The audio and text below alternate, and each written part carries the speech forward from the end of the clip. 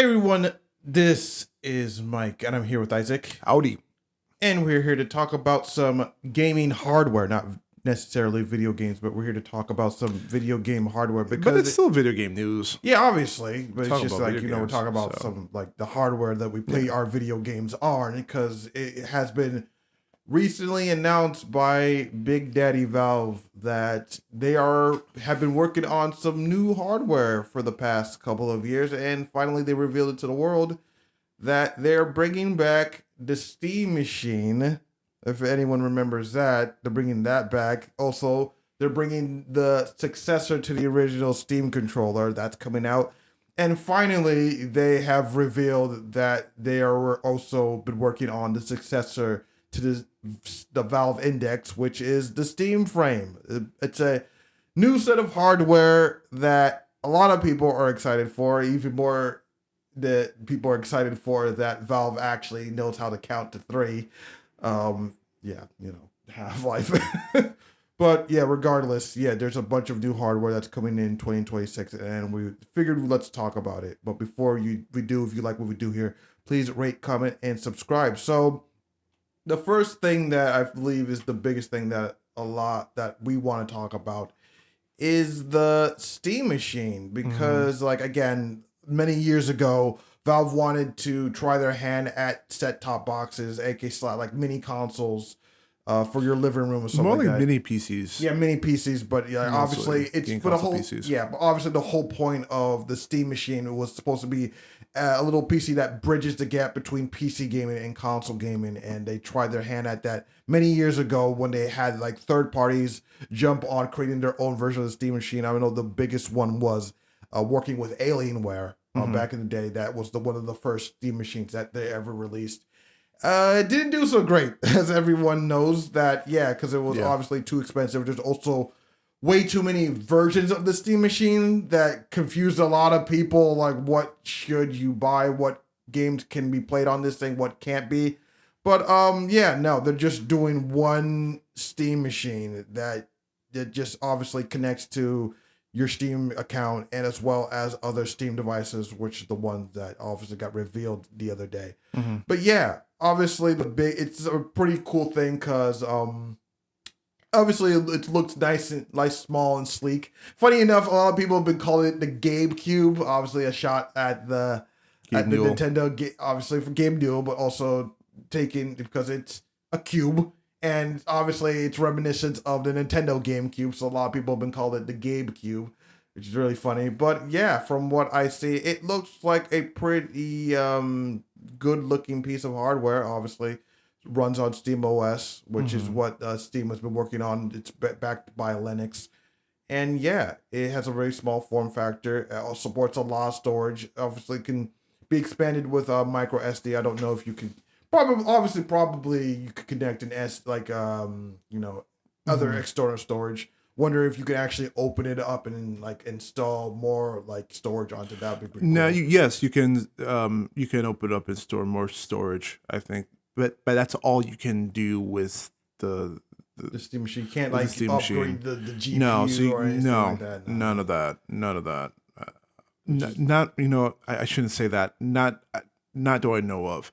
Yeah, because do I know of. Because honestly, one of the biggest things is that they promote that it is kind of just a PC, a specialized that PC. The parts should be able to be interchangeable, stuff like that. Yeah, I think there was another YouTube video I was watching. After you send me this video, I went to check out more of videos on it, and I'm pretty sure they said that only the storage was upgradable, not the GPU, depending on how it's designed. Because I know, like, when you open it up, there's the big heat sink on top of and then you have the game components and all the other specs on top of that, which I believe that you will go into to tell me what all the specs are. Let's just head to the specs right now. You can see it on screen. It's the CPU up. I know it's AMD. AMD up to 4.8 gigahertz, which is nice. Also AMD RDNA3. I've never heard of that GPU from AMD. It's a custom, as it says. 2.45 gigahertz max max sustainable clock speed. 16 gigahertz. I mean, not gigahertz. 16 gigabytes DDR5 RAM and 8 gigabytes GDDR6 VRAM for between the CPU and GPU respectively. Sounds pretty good. I mean, I believe my It's like decent midway. yeah, I believe I have a still over the RTX 2070 Super. I believe it is 16 gigabytes. In fact, I could just check it right now on my thing with my because I know I'm still using the 2070 Super, which is super old at this point, like well over 5 years old at this, but it's still like holding strong. Yeah. Still play most games, and it is. Let me see here. I don't even know why I'm going through all the trouble checking how much VRAM is on my like. Is it like 4 gig? I think it's just 4 gig. I can't even tell. I can't even check. Yeah, it doesn't really matter. Whatever. I'll check. We could try. I'll probably check it later because like this little. I'm using Specky to try to see the stats, and I don't see the. Yeah, nobody cares about your specs, man. Everybody wants to know the specs of GabeCube. The GabeCube. I mean, well, obviously the biggest ones are right there: the CPU and GPU. Everything is kind of what's the word? I can't even say the word. It's like, but. Those are the important specs right there. Everything else, obviously. Okay, so it's using like SSD. So like, but it's depending on which model you get. If you get the 512 gigabytes or the 2 terabytes. Okay. To SSD, and of course it's gonna be super fast, which is pretty cool. Yeah. Obviously, you got your display ports. You got plenty of USB ports. You got 5 USB ports. Ethernet connection, and also you got a nice LED strip for all the RGB you need because you gotta have your RGB. But yeah, it's a nice little RGB that tells you whenever something's downloading and stuff like that. Yeah, I know like the Nintendo Switch that even like had that. It was like a little neat little thing that tells you when your download is complete.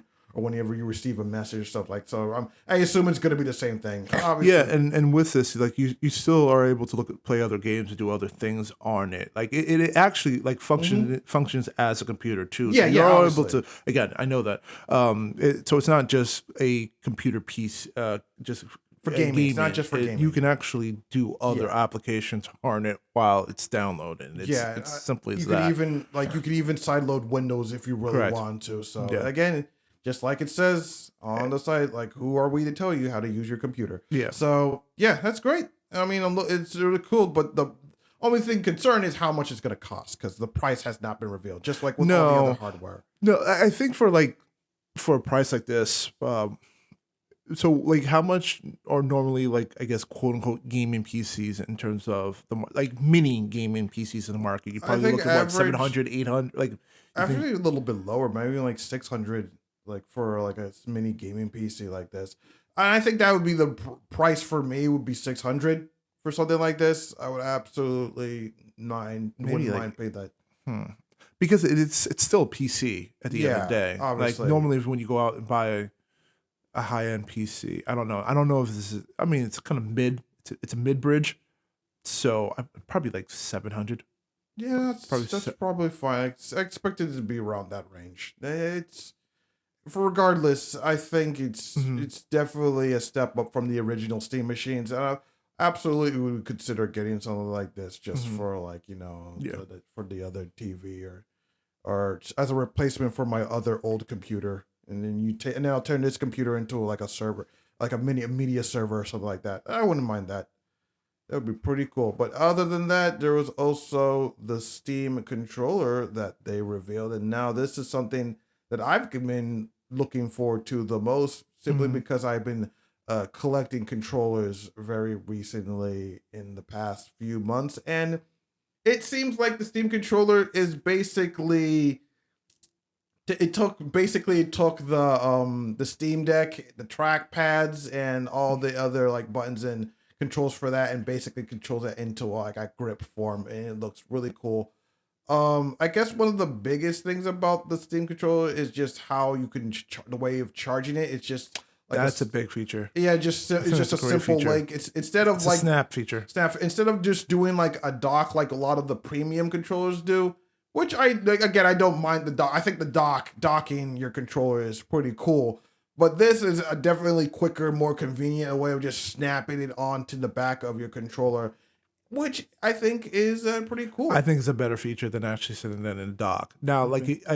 now, does it give you a docking feature, or this is just how you No, charge this it? is just how you charge it. I It's think I just you prefer snap this it. better because it's honestly like right off the bat, like you could sit down. The snap feature to get it recharged is the fact that the connection port is the charging port.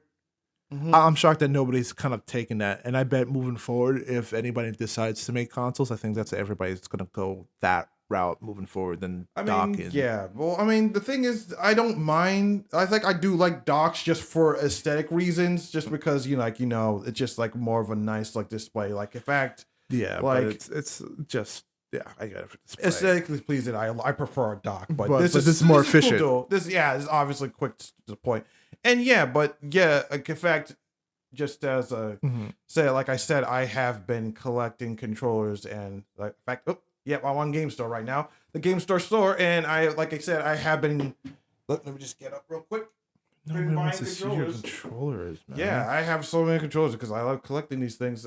Yeah, I do have a GameStar G7 Pro, which I do think this is probably one of the best controllers out there. I figured I might as well talk about this now because I'm probably not going to talk about this any other time soon. Right. But yeah, it's just a lot of the features that are on the this new controller are also on this. So, because like I mentioned, it does have TMR sticks, which is basically like next gen level Hall effect sticks. And for those that don't know, Hall sticks are basically magnetic sticks that help prevent stick drift. Mhm. And these are TMR is basically next level version of Hall effect sticks, except they just use a little bit less energy, a little less a little bit less electricity. So yeah, they are pretty cool, and these is just also a control that also uses TMR sticks. So these are starting to become pretty standard. So having this is pretty cool. It also also on the Steam Deck. I'm sorry, the Steam controller, it does have like high definition rumble, which is pretty cool. And the biggest thing that this controller has is grip enabled gyro. Now gyro isn't a next level thing. A lot of controllers do support Yeah. gyro, even like the PS4, PS5 controller, the Nintendo Switch controllers have gyro in them. I know a lot of people don't really like to talk about gyro. A lot of people don't like to use gyro. I, as someone who likes to play games like Splatoon, I think gyro is something that's great for FPS games. For feedback. Yeah, just be able to aim your controller. I think gyro. In fact, I know a lot of people talk about trackpads as a way of bridging the gap between mouse and keyboard aiming with FPS games. I personally think gyro is a way better way of bridging the gap between mouse and keyboard aiming, just because of the be able to like do quick flicks and stuff like that. It's just honestly just really cool, especially the way that the Nintendo Switch handles gyro. It's just excellent. I recommend anyone learning if you want to play FPS games and good at FPS games, to learn gyro. Any game that has gyro aiming in this, and to see that the Steam controller 2 has gyros in it is really cool. Now, And I'm sorry. yeah, actually, you go. No, and this is the base design of the controller, Yes. pretty much it. Now, is there any ability for customization on these controllers? Yes, absolutely. Like, in fact, a lot of these controllers do have like a lot of customization, and I'm pretty sure that this is going to be no exception, especially considering that you have the huge benefit of Steam Input, which is its own unique input like method Its compared own to little interface where you can be able to customize it how you extremely control well. as well. So the fact that you're able to, the fact that they're reintroducing the Steam controller right now, which honestly was one of the controllers I wanted to sit down and pick up, not because of just out of interest to see what it is, and also to have as a collection piece Yeah, too, the because older it's one of those things that like one, you never thought that Steam would ever go back to again, or granted, now we know this was always in the works for them to get back into the hardware business. But again, it was one of those interesting things that Steam did back in the day that you just had to have as a collecting piece because you just didn't know if they were ever going to revisit it. But the fact that they have been back in the lab, kind of reworking on the controller, because although I think it was unique, it was definitely clunky at the time. Right now, it wasn't as polished as clearly what this iteration is today, which also I think is a great staple for Steam at the moment, and what Valve is doing in terms of getting back into hardware race. Another thing I actually want to sit down and jump, because I know we can sit here and talk about this all day in terms of that. The next one is their VR set that they introduced to the game, and that's what their was it called, frames. The Steam frame. Just a second, let me put that back. I mean, I could talk about controllers, like the controller side of things, for quite some time, but probably should keep things moving. Yeah. But the final thing that they did reveal was the Steam frame, codenamed Deckard is what its codename was, based on what's the movie? I forget the name of the movie. The character from Deckard. It's a sci-fi movie. And I bet the people who listen into the chat would probably know, but like the Deckard, it's just like but moving on. It'll come to me, and it'll come to me later. Let's focus on the tech right now. But okay. So the biggest thing about the Steam frame is not just a VR device; it's also a monitor. So you can play your regular PC games on it. You can just have it as like a giant like face monitor and just play your games like that, which is also pretty cool. I know a lot of and not even just sit down and play games. You can also do other applications on it as well. Movies. Like you normally watch movies and do other things too. So, what's very interesting about this too is like either it can be connected to it could be connected to the GabeCube now.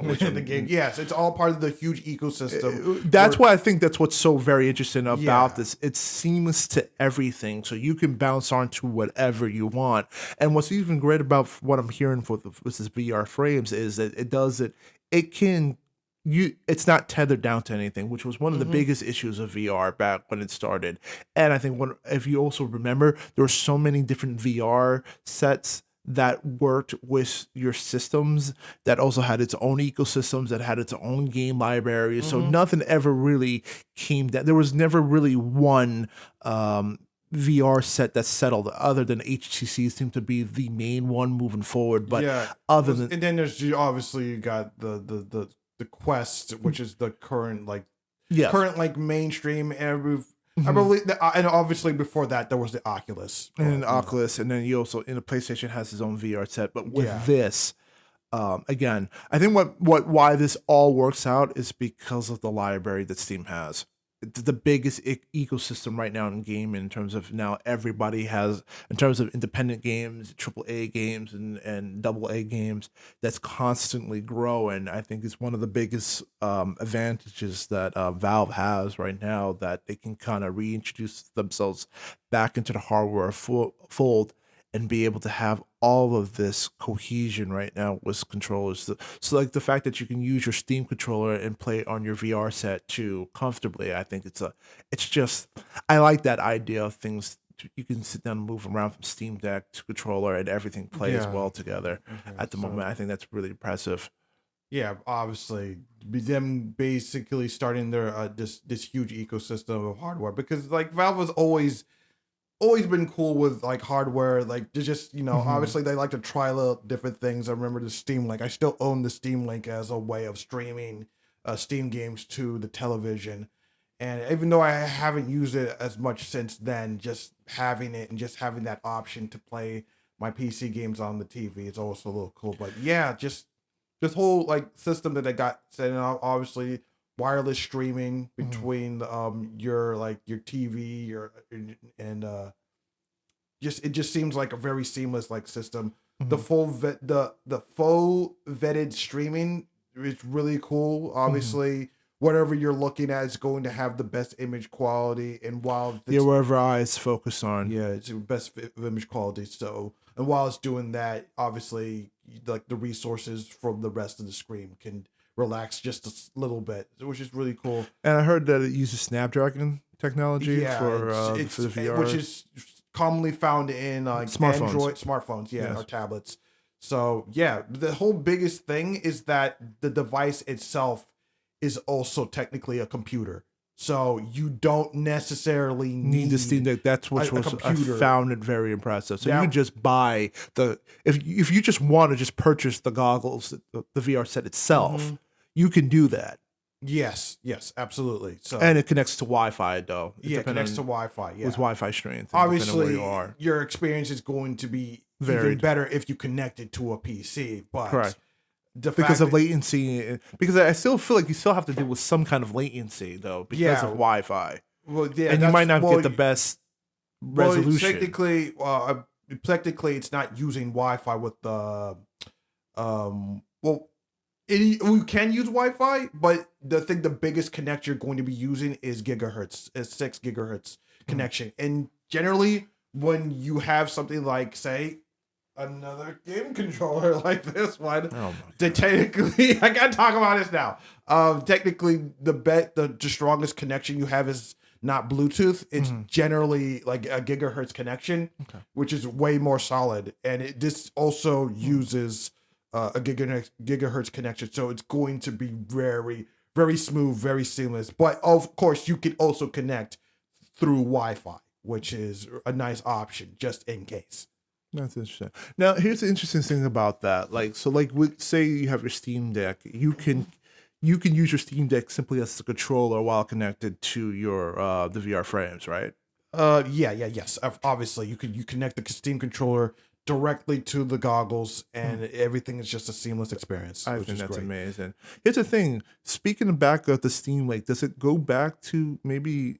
Have they mentioned maybe it has that backwards capability of working with older hardware and stuff like that? Most likely not. No. Yeah. No. If it's not going, it's probably not going to work with the OG Steam controller because that's been discontinued for years now. So I highly doubt they want. And obviously, the new Steam controller is just that, but way better. So why would you want to have backwards compatibility? No, totally understandable. I was just thinking about what type of older hardware is. Yeah, I think why this is so interestingly great because it finally makes Steam and Valve take ownership of their own products. When they first, like you said, when they first started, they kind of threw it to other third parties, which I understand. Which I could understand from Valve's perspective. Like, we're not a hardware company. We like to participate in the hardware space, but we're not technically a hardware company. We make games and we make an ecosystem that can make the Steam, the whole. We'll Steam give you the system environment, but the problem, games, but I think like you said, what hurt Steam going into this is that there's so many different options at so many different price points that nobody can really focus on which one to use. Again, going back to, like I said, with the headset, with the VR, there's so many VR companies making it. So I think that's why I'm more excited. They finally, after years, have said that if we're going to step into this realm, we're going to have to step into it ourselves. And I think it took years of long development to make sure, hey, if we're going to go into this right. We're going to do this right, yeah. Correct. So I think that's what's more exciting about this. This is truly Valve stepping into the video game console space. And I think this was even talks about Xbox wanted to kind of go where Steam is going right now. So I think Steam had to kind of get this information out before maybe Microsoft made an announcement. I think when it comes to this sort of stuff, Valve is kind of just in their own league. They're not. I don't think they're even worried about the quote unquote competition, just because of how. But everything they is are. indirect. Obviously, I just don't think they're worried about the competition because they have such a big ecosystem already with how popular Steam is as a platform for buying and playing video games. So them just being able to work on this. 20 million people on Steam? Yeah, this is just a side quest for them, basically. But, no, and it's a smart one too because you're taking advantage of all those people too that want and building up the ecosystem even more to gain a foothold. Is that this is the gaming company, man. this is the company for gaming. I mean, before finishing, I also did want to mention something about the grips, the controllers for the VR. That it actually has face buttons for natural, regular video games. I noticed that. Yeah, think of it as like, I guess, like the Wiimote, where you have like a few face buttons you just use for regular games, but it also does have the touch grips, Mm-hmm. the touch grips on the sides, so you can still use your fingers naturally if you need to grip something in a VR game, stuff like that. It's just really cool, and also it does use the same TMR sticks, which is really cool, as well as I assume the same technology is also in the control. yeah, The the Steam same controller. TMR stick, the Yeah. same TMR sticks, gyro, all that stuff. Really, really good, really, really great. I did also want to mention one more thing with Yeah, the no. controller is that one thing about again going back to the Steam controller, there's one thing I really wanted to mention before moving on from that is the fact that it has a capacitive joystick. And for those that don't understand what that means, is basically whenever you activate gyro, you basically the moment you lay your hand on top of the stick, you don't have to press it down or anything. Just touching the stick activates the gyro, which is really, really cool. I really wish more controllers had capacitive sticks. And again, also with the Steam controller, it has a capacitive grip stick. So whenever you touch the back of the controller, the back grip of the controller, it also activates the gyro. Really cool, really awesome. I really wish more controllers handled gyro this way. The only controller I know that handles gyro this day was the HoriPad for Steam, which was licensed by Valve. But God, it was a terrible controller. It was like a very mediocre Xbox style controller. And the only cool thing about it is that it had the capacitive joystick. Interesting. Yeah, it's funny because the whole Gamester G7 Pro was they wanted to get a license from Valve to do their own like Steam version of the G7 Pro, and they basically been flaking them off for the longest time. This is the reason that the reveal of the Steam controller basically explains why GameStar never got the license from Valve, because they wanted to do their own updated controller for that, which sucks. Yeah. But yeah, going back to finishing off with the whole Steam frame is, what is the price point? What do you think the price point is going to be? Now, for me personally, if they're going to compete with the MetaQuest 3, MetaQuest 3S. How much is that? The MetaQuest 3 was $500 and the MetaQuest 3S was $300. So probably like around 300. Yes. I think 300, 350, maybe it's in that realm. I thought that in terms of tech. Again, it's not like any of the tech is brand new. As you see, it's taken again, Valve has clearly taken pieces from other companies to be able to add to their future. So yeah, I think if they want to compete, it would have to be around that $300, $400 price point, or maybe like I'm sorry, the 350 price point, which I thought would be all of that. Now, here's the thing: are all of these being launched on the same day, or are these going to be scattered through 2026? We don't know. All they said is just early 2026. That's all they said. We don't know a direct release date. That's just all we know is 2026. We don't even technically know the release window, the full release window, because they said early 2026, but that could be anywhere between start of January. Yeah, that could be January, even into like. Well, if we're going to talk about quarters, then again, the earliest would probably be March. If you're saying early, that's March. Yeah. Later, in between either beginning of January or at the end March, April, May of 2026, and that's just